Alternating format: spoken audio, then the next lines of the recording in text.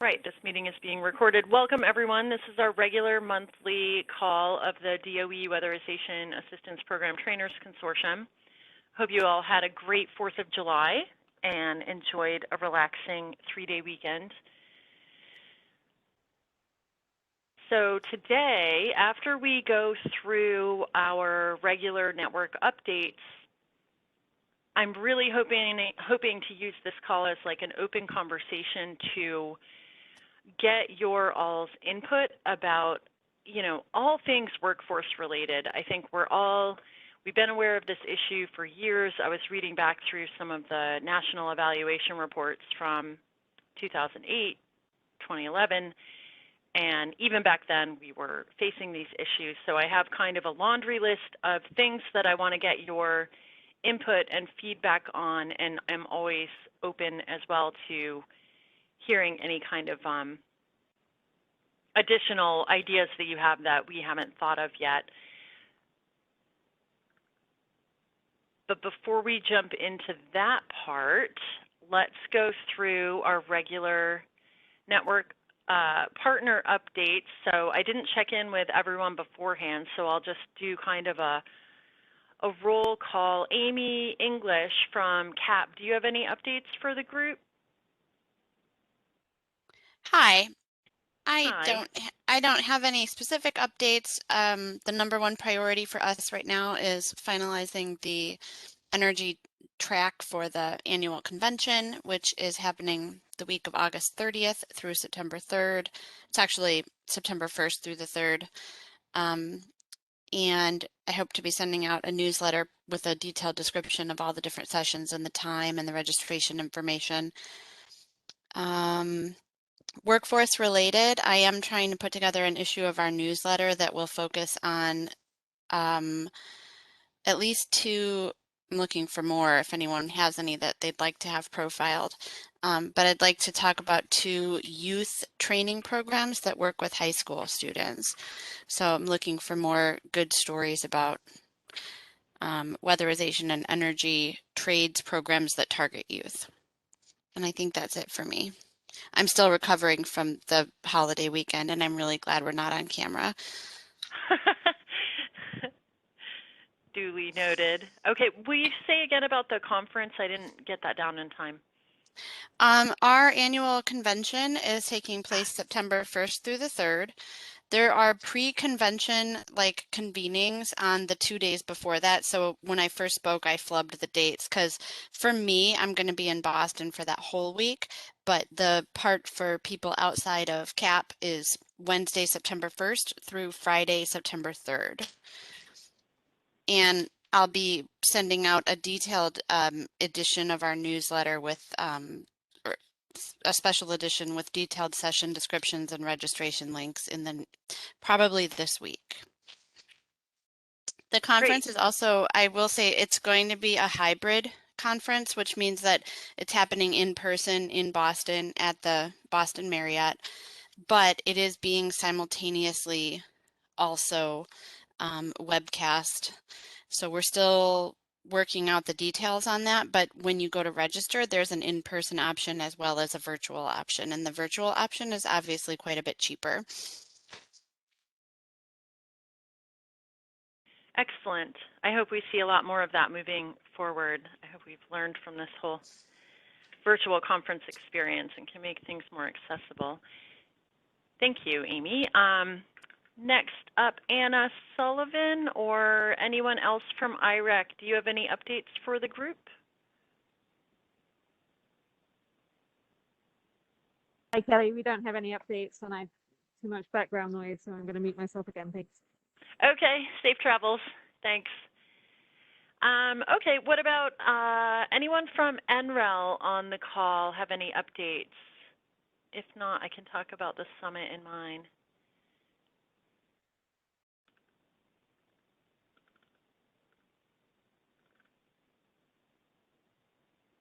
Hearing none. Any BPI updates for the gang? I think I saw Michelle on here. Hi, this is Lynn. No, we don't have any updates at this time. Thank you. Okay, thanks. Thanks for bearing with me, too. I didn't have time to check in ahead of time. So Andrea and Amy both, I understand we have our updates kind of broken into two sections. One, the regular general updates, and then again, to talk about workforce-specific things. So Andrea, would you like to go ahead, Andrea from NASCASP, and I have your slides pulled up here. I think you should be able to see them. Now I'm wondering if we can hear you.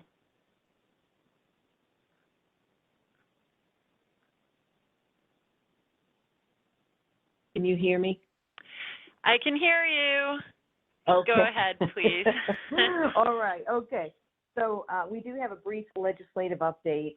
We've had some movement in Congress, and it's on the three paths of appropriations, reconciliation, and infrastructure, all of which could provide additional funds to WAP and other conservation efforts. But right now we don't have a lot of details, and each of these paths could face roadblocks. So the new appropriations bills must be passed by September 30th to avoid a government shutdown. A continuing resolution is likely. And then a quick update on upcoming events. We have our annual training conference. It will be 100% virtual.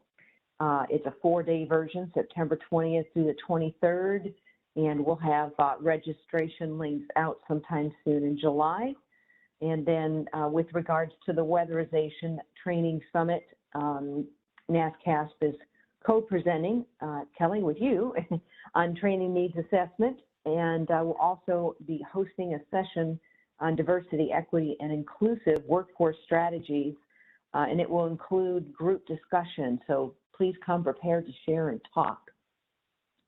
And then we've made a lot of updates recently to the NASCASP job board, so feel free to take a look, and I sent you the link, Kelly, in my updates this afternoon.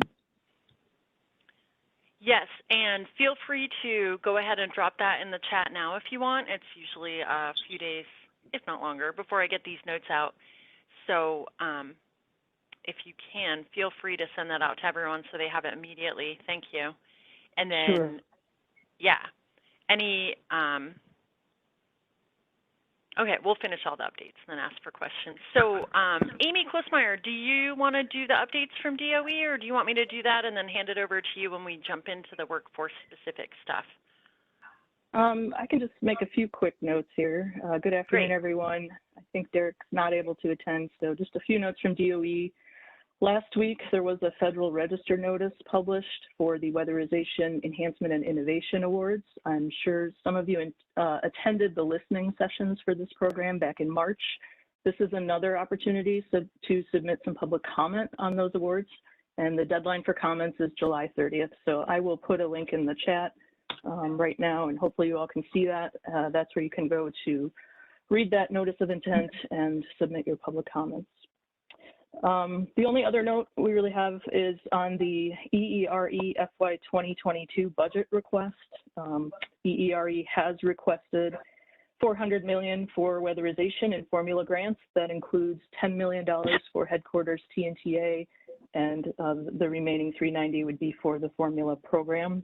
That is an $80 million increase from last year, and you might have seen a webinar on June 23rd that provided a summary of the budget request. I can try to find a link and send that out as well.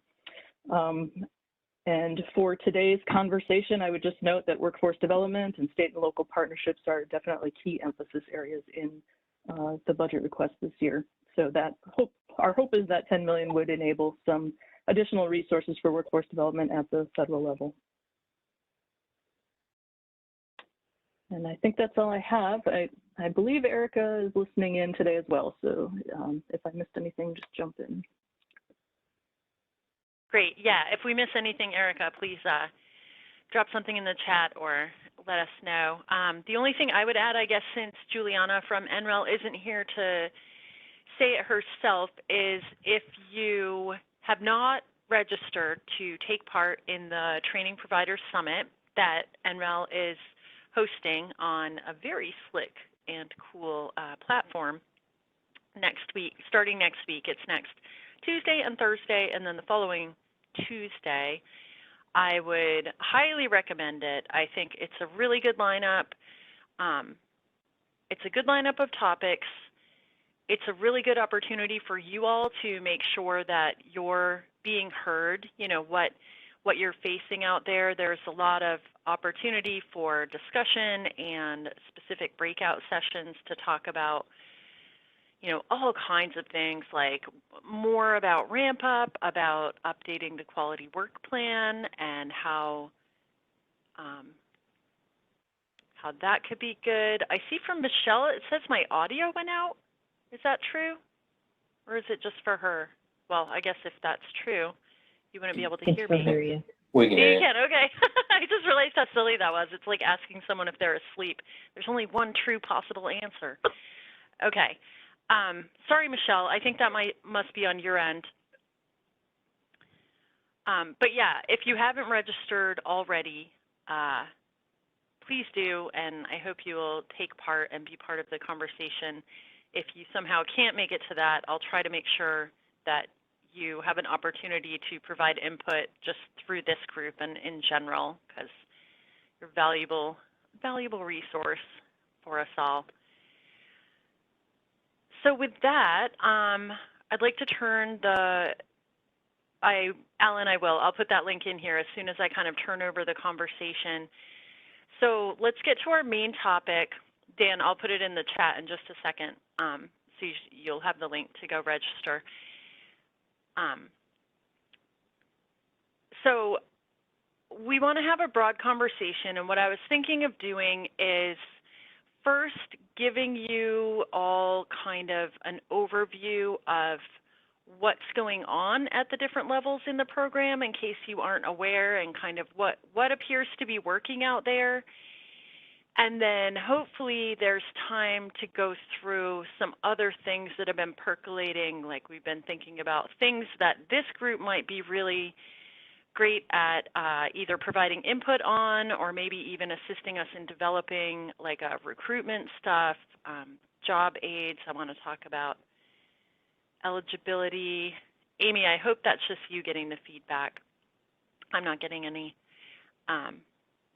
But getting your input of that stuff. So with that, let's start with Amy Klusmeyer. We had talked about whatever, if anything, you were willing, or not willing, sorry, but able to talk about now that you've been working on from the DOE side. And then after that, Andrea, I'll hand it over to you. Amy, do you want to take it away? And I don't mean to put you on the spot at all. If it's Sure. nothing, no, then that's nothing. fine. Okay. No problem. Well, I mean, I have been working closely with Kelly to track the good things that are happening in states. So we're really trying to amplify and highlight your success stories here at DOE internally and in our communications. So please would encourage you to share those with us as you have them. I can highlight a couple of good things we saw in the program year 2021 TNTA plans. We did see several more states moving to incorporate the Badges Toolkit in their comprehensive training programs. We saw some new partnerships with local workforce development boards and exploring developing apprenticeship-style programs at the local level, which seems promising. A lot of grantees are utilizing work groups to get input from their networks and looking at initiatives like a contractor marketing toolkit. And finally, I don't see Mick or Wayne on the call today from Illinois, but we are working with Illinois to pilot a program that will provide some limited stipends to contractors who complete comprehensive training. So we're hoping that this will help inform DOE policy on reimbursements for contractor training. We know that there's some desire out there to clarify what is allowed. So look forward to more on that topic this coming year. And we look forward to hearing from you today and at the training summit. So if you haven't yet registered, please do that. We really want to hear from all of you on what DOE can be doing to support your efforts on workforce development.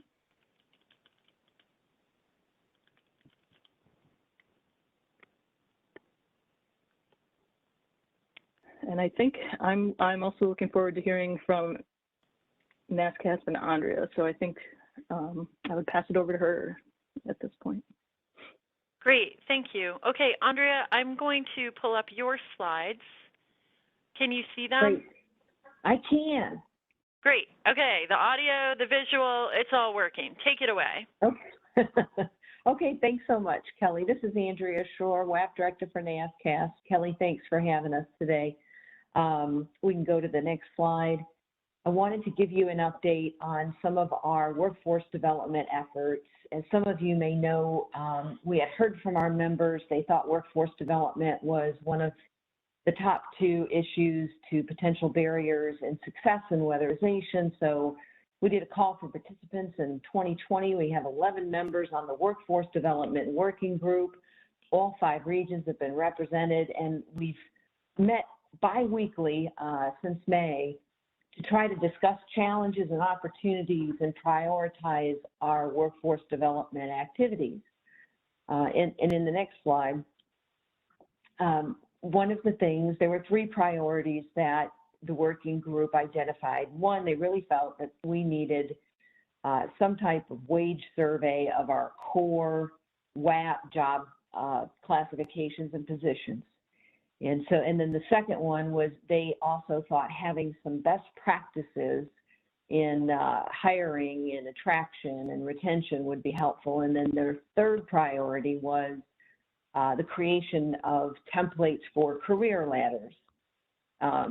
So the first step for us was working on wage survey tools, and the positions that we covered were retrofit installer, crew lead, energy auditor, QCI, WAP program manager, and WAP admin and intake.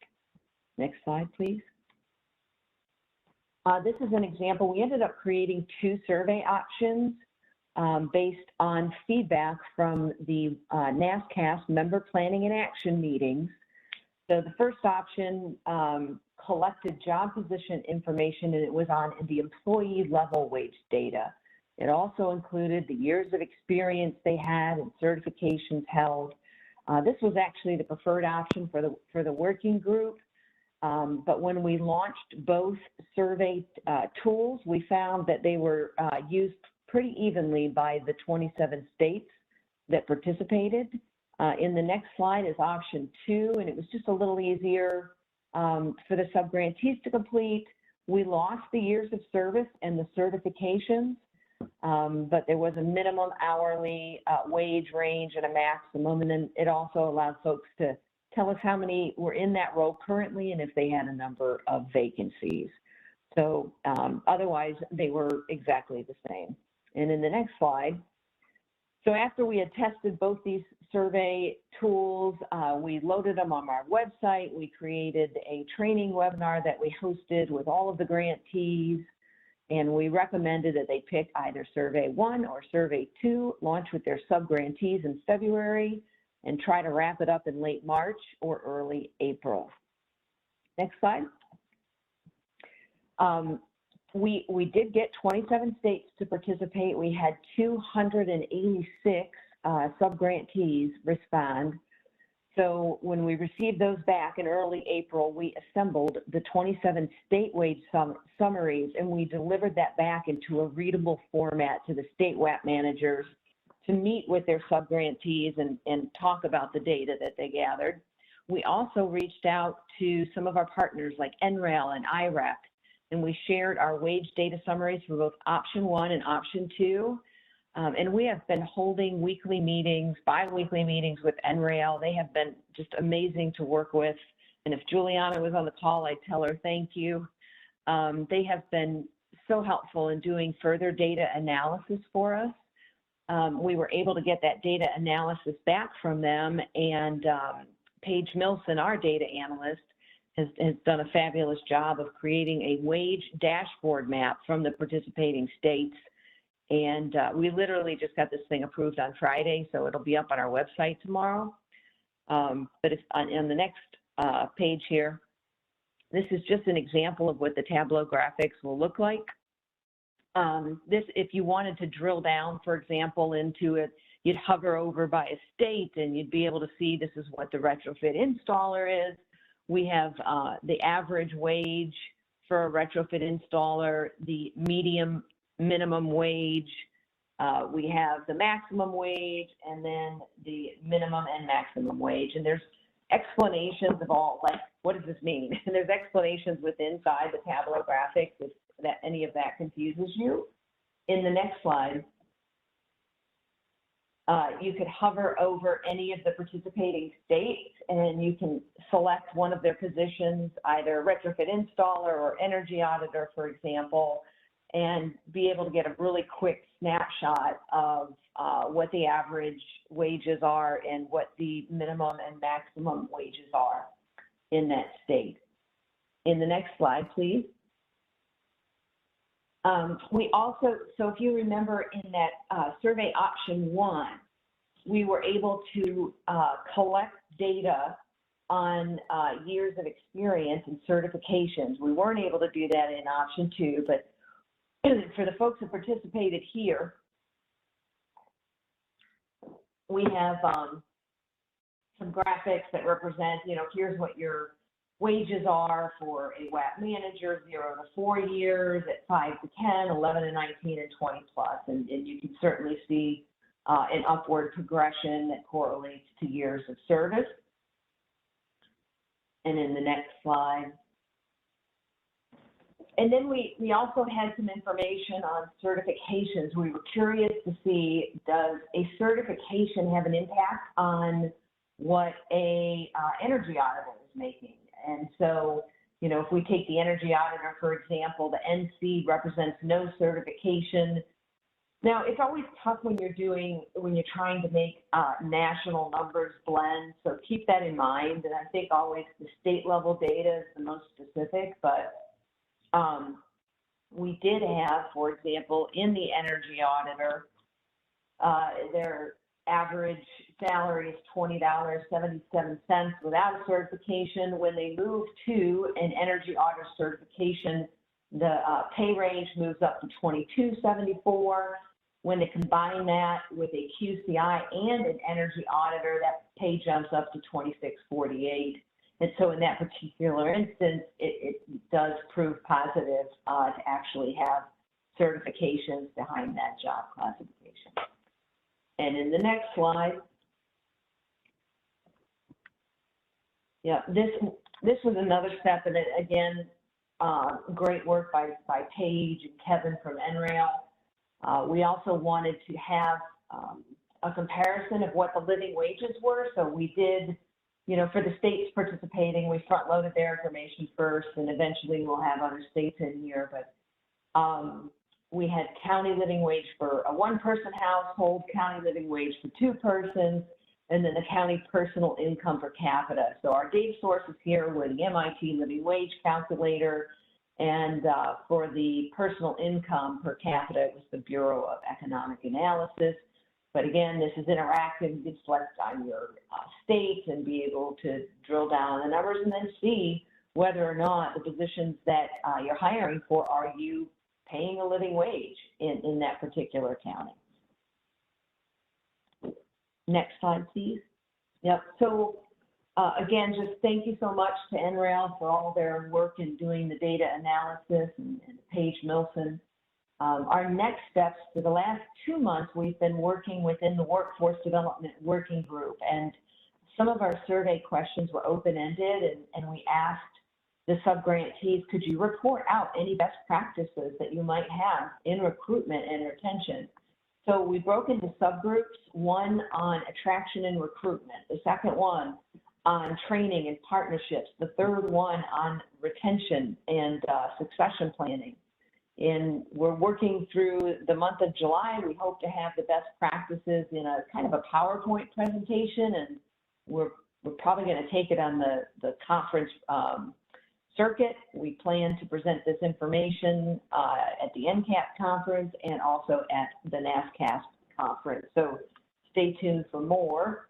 And in the next slide, these are just some of our initial results that we got back, and these were the open-ended comments. We tried to just, at first blush, categorize them into like whether or not it's employee referrals, or if they had some interesting retention strategies, if they had good partnerships with trade schools or other programs. And so we gleaned those from option 1, and then in survey option 2 on the next slide, they had some different answers there. You know, first on employment and hiring strategy that came out with competitive pay and benefits. It's got to happen in order to get people in the door and keep them in the door. And so stay tuned, we'll have more information pending. And then as in the next slide, just as another reminder, we've been providing additional resources to our grantees. Last month, we published the 2021 State Workforce Contact.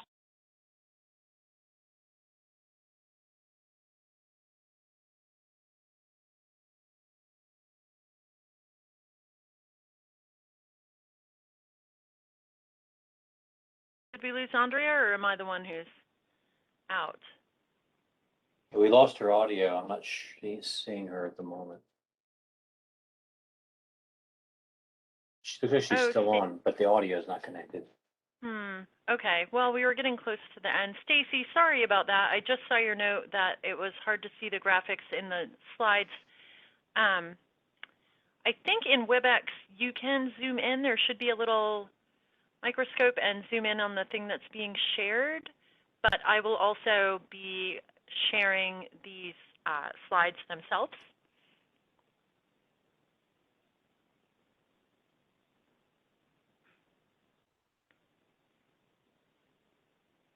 Afterwards. So, Andrea, sorry, we can't hear you anymore. I think you were pretty close to the end. And here's the last slide, and I will send these out with the notes. Hey, Kelly, sorry, I don't know what happened. I got bounced off the call. Yeah, okay. Yeah, did we miss anything? No, I was pretty much done, other than to say we'll have that loaded tomorrow. And, you know, I think it could be used potentially for recruitment. I mean, you can certainly see a progression in the pay structures as you move up, and also in years of service. So, you know, hopefully it will help as we continue the conversation and trying to recruit new members into the WAP workforce. So thank you. Definitely. It does speak ill to our RIT certification, I noticed, unfortunately. Yeah.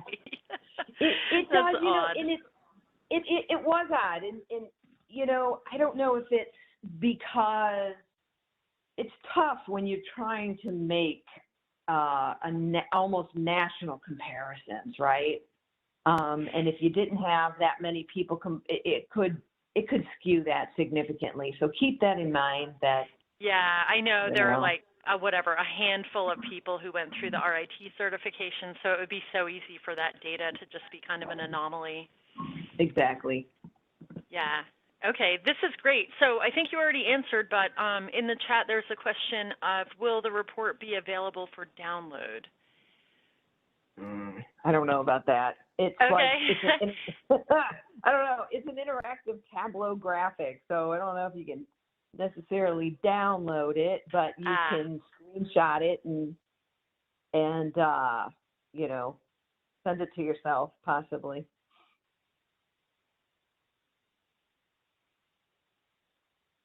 Okay. And sorry, I see now that someone else had already asked about the slides a minute earlier to put it in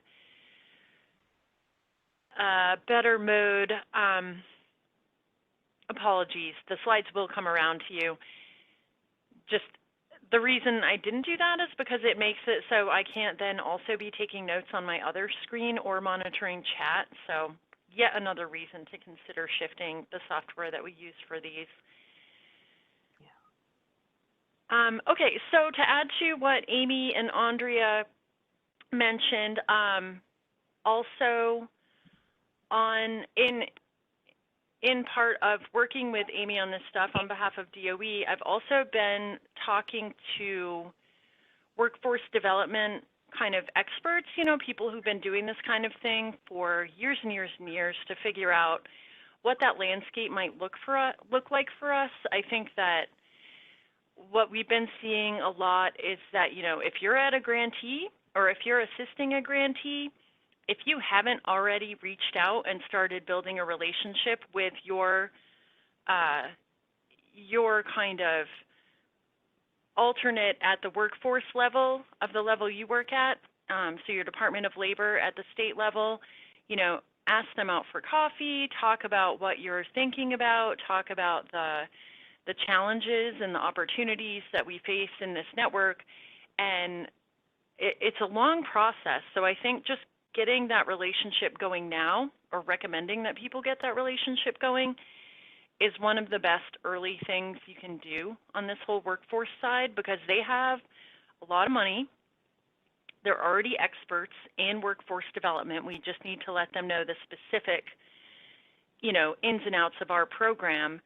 But we talk a lot about workforce diversity, and if we want to recruit a workforce that looks more like the people that we're hoping to serve, then they can be a great asset because they have money they can help with. I mean, DOE can pay for a lot of the training stuff, but they have money to do all those wraparound services that I think Dave Heppenstall brought up on an earlier call, where, you know, if the only barrier between you and having a productive job is that you need car repairs and you don't have money to get them, the workforce people can pay for that. If you need childcare so you can attend this training to get a paying job so that you can afford childcare, you know, the workforce development people have money for eligible workers. So that's, I guess, my last plug of, if you're in a position to start building that relationship, please do. And if you aren't, please encourage anyone who is in that position. Feel free to add any questions in the slides. I'm just going to quickly go through. There were a couple things I wanted to get your input on. Job aids, this recruitment idea, which is really just a big favor that I have to ask you, and then questions about kind of eligibility, and then I'll open it up to anything else. So first, and feel free to discuss, unmute yourself, put in the chat. So job aids, we've been working for a while and we're getting pretty close to, you're all familiar with the badges toolkit, and a lot of feedback on that was that it would be really helpful to have an illustrated guide, like job aids, like the kind of thing you get if you work at Subway or McDonald's about this is how you make this sandwich. Here's the step-by-step, but like that about, you know, this is how you treat an attic hatch. So we're working on those. Those are pretty straightforward. You know, we have a lot of good models in various field guides and other job aids. What I'd really like to get your input on is, we also talked about energy auditors and what, if any, job aid would be helpful, and just to make sure we're all thinking about the same thing. So when I talk about job aids, it's kind of that bridge between, okay, they attended your training, you know, they've spent 5, 10 days, whatever, getting the most excellent training out there. But we all know there's still a bit of a learning curve when we send them out to the field before they're, you know, 100% confident and independent and everything. And what I'm trying to think of is there anything we could provide at the DOE level that we could put in those new trainees' hands, energy auditors, to get them field ready and confident quicker than we could just by training or by what's out there, or maybe it's not available everywhere. So I just want to open it up and kind of get your ideas.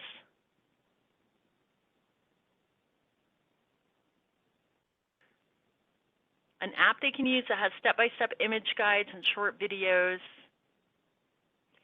I feel like those are always helpful. The one thing that, so yeah, we have been tossing that idea around. I didn't want to kind of pollute your minds with what my idea is. The issue that makes that hard is similar to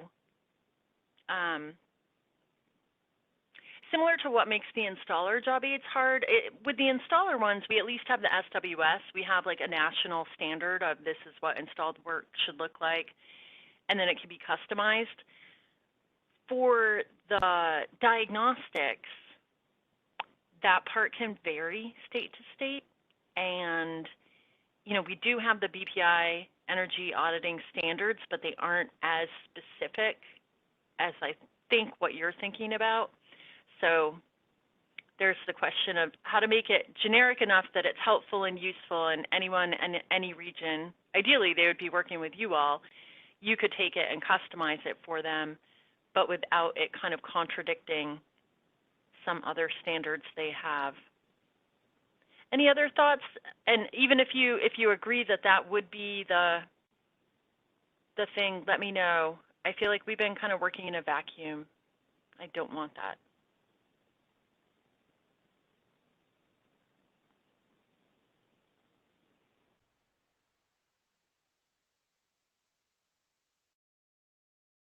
Or maybe the question is, you know, is an energy auditor job aid where we should be directing our attention, or is it something else? You know, I've seen a lot of, shall we say, discrepancies out there with stuff, but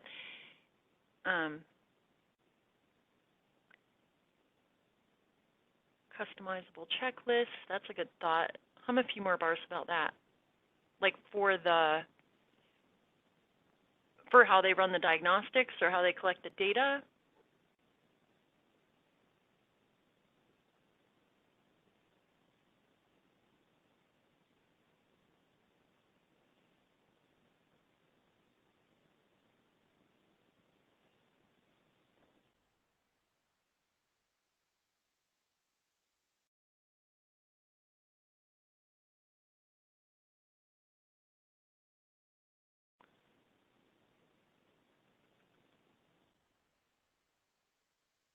Okay, success sending auditors out to work side by side with the crews for a couple of weeks to better understand what goes on in the field.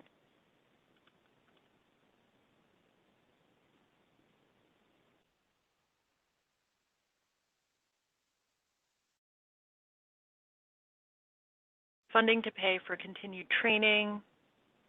During ARA, so many people who got the EA certification certainly were not good at audits, would not give up money to take the time to attend additional trainings. Okay, so maybe what Amy was talking about would help there.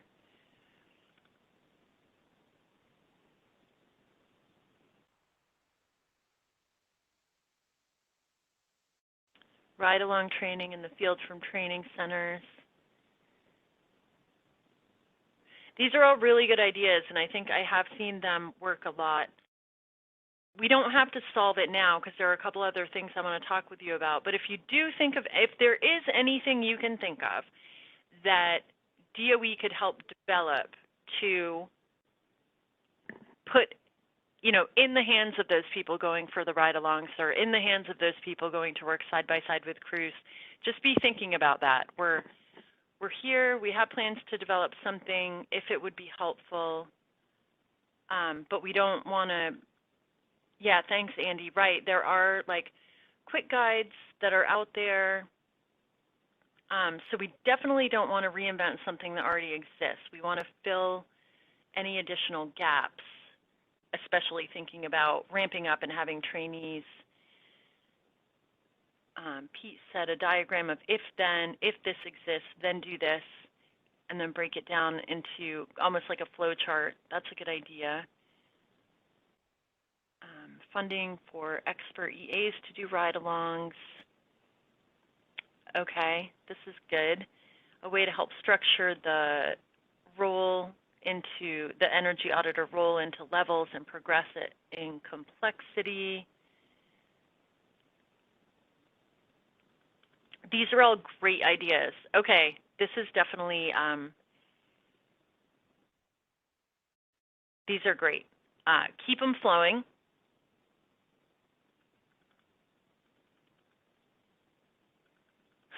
A hotline, I like that. We could have the bat signal, Kristen, for the call help. I'm not making light of your suggestion. I do think it's great. I just also like the bat signal. We could have like a big blower door fan we project up in the sky. Okay, this is definitely giving me new ideas. This is great. This is not the last time we will talk about this, but it's a really good start to help us expand what we're looking at.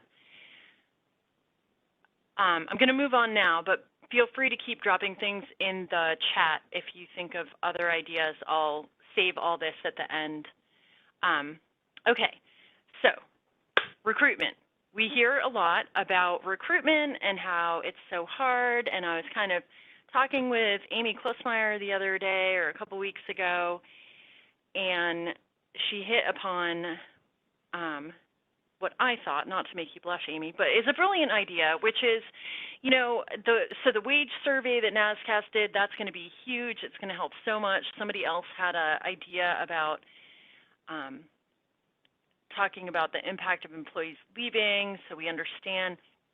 But what some of the workforce experts I was talking with, who have 30 years experience, said to be prepared for is, as you all know, like we can set up the greatest recruitment and like training situation and partner people up with contractors, but finding people to fill those seats and go to that training is one of the hardest pieces.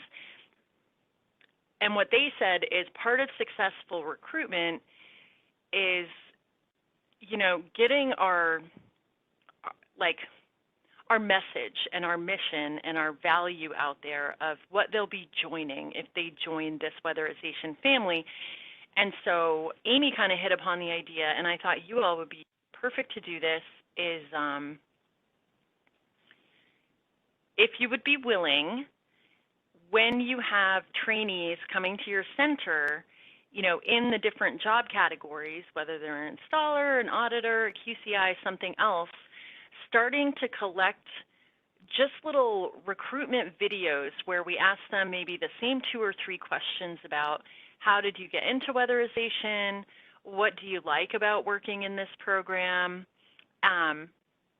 We could come up with another question or so and start to just create a stockpile of these videos so that if people are working with a workforce development or anything else and going about a recruitment strategy, we just have a whole catalog already of,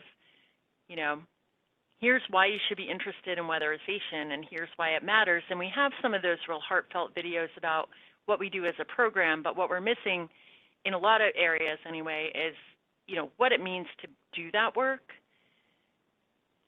So what do you all think of that?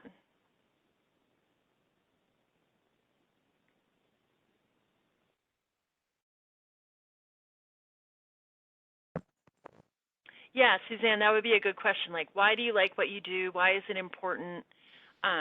It's one of the questions I ask as our icebreaker for crew leader training. And they each get a 11 by 17 sheet of paper, and I ask them to write on there in a few words why they like what they do. Why do they stay? And then they, put on there what it is.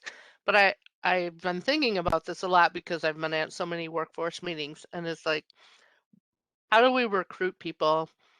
And recruiting people by telling them how hot it is in the attic, how hard the job is every day, probably isn't the best way to do it. But going at it from the perspective of like how the military does, what are the cool things about this job? What's going to make you feel good about what you do every day? And approaching it from that aspect, and trying to, glamorize that piece of it.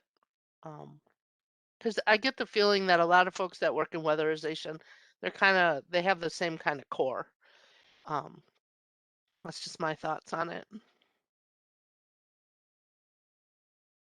Yeah, and I think the trick is to find those people in populations that we aren't typically drawing from, because there are people there with that core too.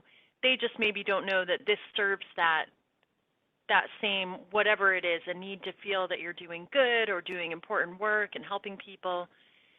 So making it kind of clear to them and the cool stuff. You're right, the cool stuff you get to do.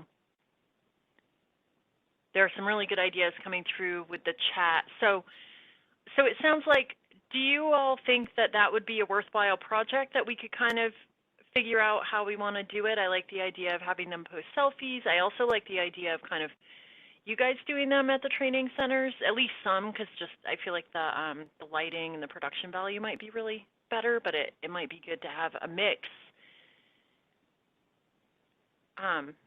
But yeah, do you think that's all a worthwhile kind of workforce effort? I don't think it would take a ton of time. We could set up a whole YouTube channel or a list or whatever for the different job categories.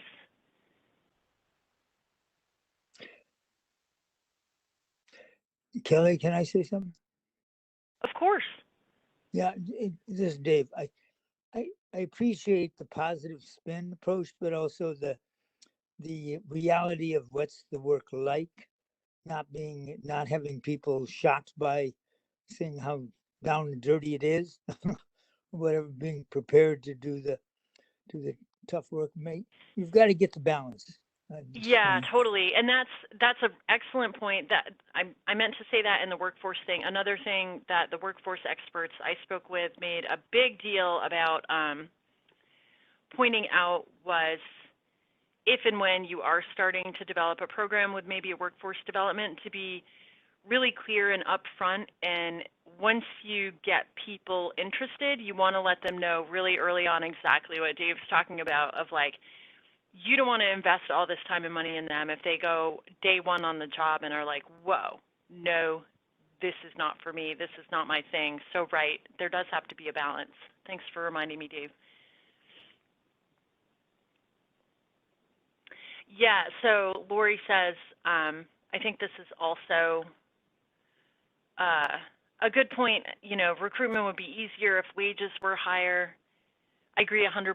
I know we're in this like between a rock and a hard place with the SIR requirements of the program, but then the wages and getting a little bit off track. I've been thinking about how we could position ourselves as a stepping stone to, you know, maybe like a union construction job, and we have those competency models for our work that is built on the same, using the same competency model as the construction industry, so you can see how, oh, you know, if we can just have you for a couple years, 3 years, 5 years to like learn the ropes, learn how to use tools, do all this, then you're basically like any construction contractor's dream new hire. Because if you can fix the stuff that we work on, then building new is going to be no problemo. But yeah, I don't know. It's a tough nut to crack. So the last thing I wanted to get your opinions on, and keep throwing stuff in the chat, I'll save all this even if I'm not reading it out loud, is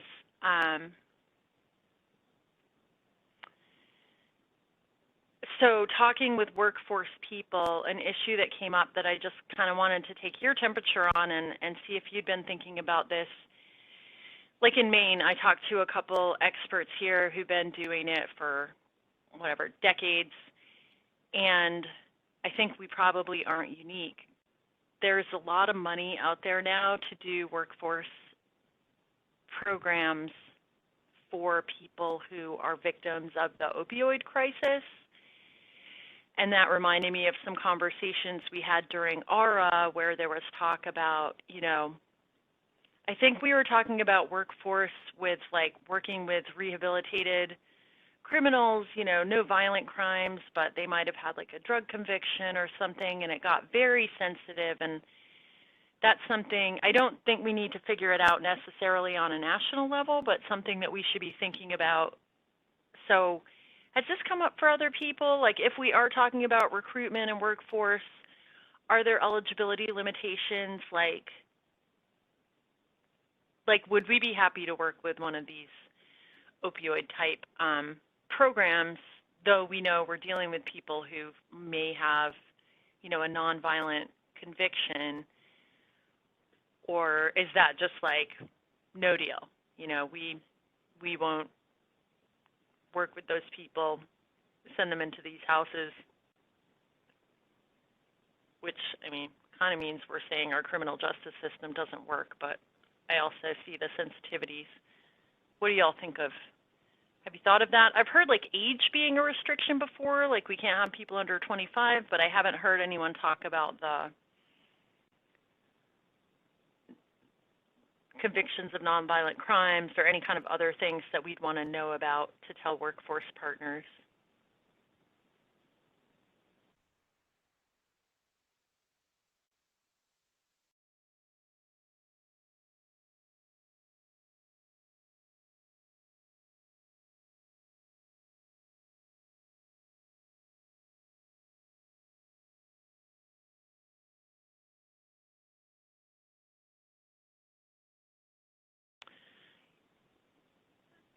Great, seeing some good stuff come in on the chat. Thank you.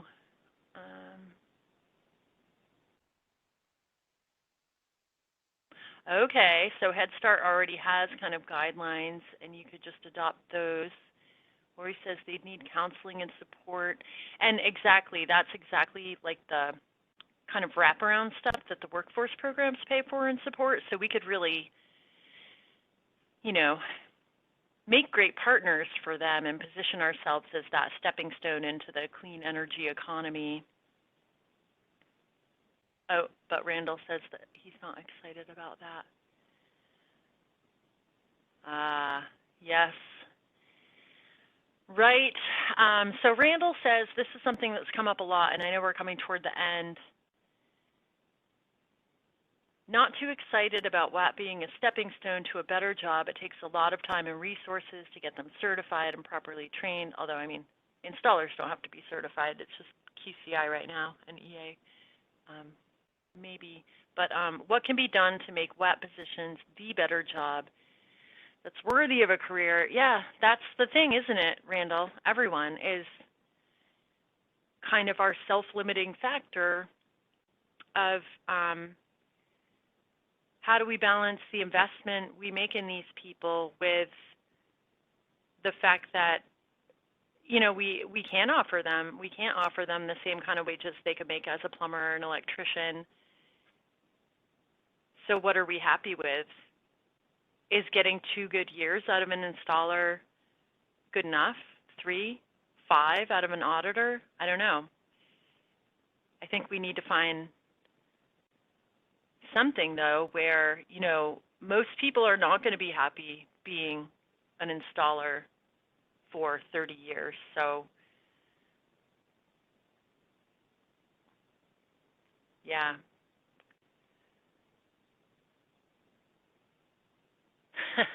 I like that, Dan. We need a WAP minor league, some kind of feeding program. Yeah, not feeding, feeder program, like a pipeline where we become a pipeline to something else. This is all great food for thought. I can't even keep up with your comments, but the ones that I am reading are really good. I guess to wrap up, I know we are at the end of the hour. Comment. Yeah, we are the major leagues. But yeah, what are anything that we haven't discussed or you haven't already dropped in the chat that you'd like us to know when we kind of, you know, we're all communicating, Andrea, Amy, everyone at DOE talking about what we can help with. But you shouldn't leave it up to us. We need your input.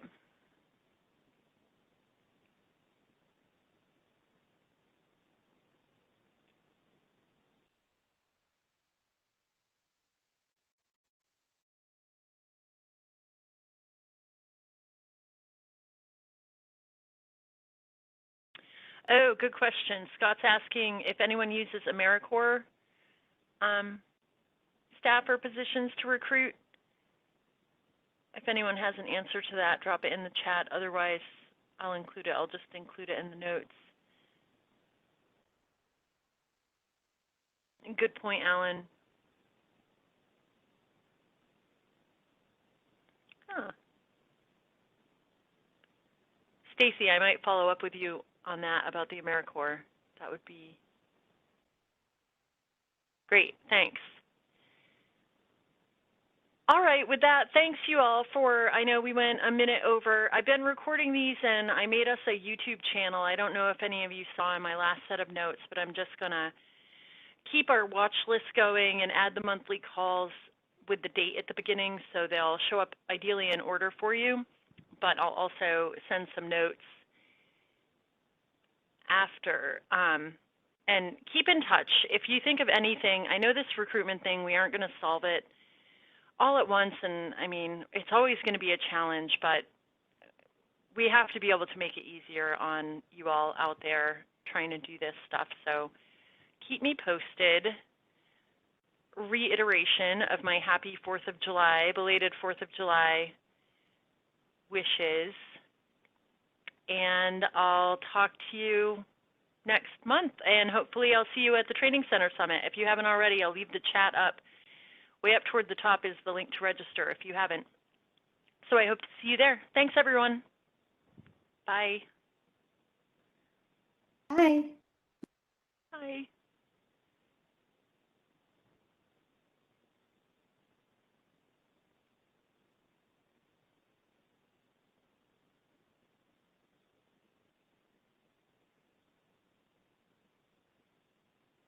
Hey, Caleb, are you still here? Yeah, I'm still on. I'm going to try and take back host. Oh, no, I can do it. Okay. I just want to be able to save the chat at the end because there was a lot of really good stuff in there. I don't think I can stop recording. Yeah, no, hold on just a second. Okay. I just made you host. You should be able to stop it and save now.